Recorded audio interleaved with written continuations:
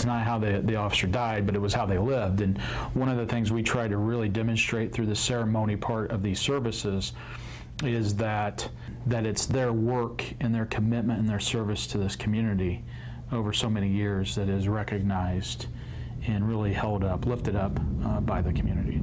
Those are the words from the president of the Indiana State Fraternal Order of Police ahead of the funeral services for IMPD Deputy Chief Jim Waters. Events begin with a procession later this morning, starting at Crown Hill Funeral Home. Drew Blair leads our team coverage here this morning. Drew, you're looking back at the life being honored today. Yeah, that life, Lauren, was bigger than life, according to people who knew Jim Waters best. His body will be escorted from here, the Crown Hill Funeral Home, onto the procession route later this morning to Bankers Life Fieldhouse. An outpouring of support is expected and has already been seen. We were here yesterday evening as hundreds lined up for visitation hours. Waters passed away on Thursday from injuries suffered in a crash while he was off duty on I-70. One of the department's leaders told us this is more than IMPD's loss, it's the community's loss. Major Jim Cleek says Waters advocated for what is needed in policing, seeing people as people.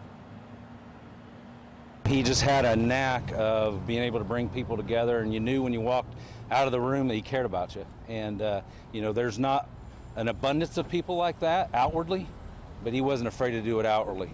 And for us, you know, we're in a tough job, we're doing tough things, but you know, when we appear more human and we can find common ground, then we're going to accomplish a lot more, and that's what Jim did.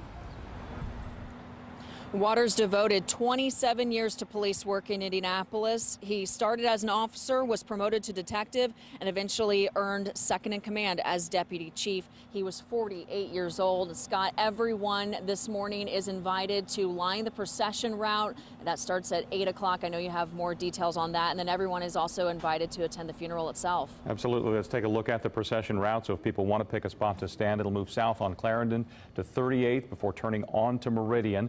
Then it'll go on to North Street, then Pennsylvania, and then turn on to Maryland before arriving on Delaware Street. Nina Criscolo.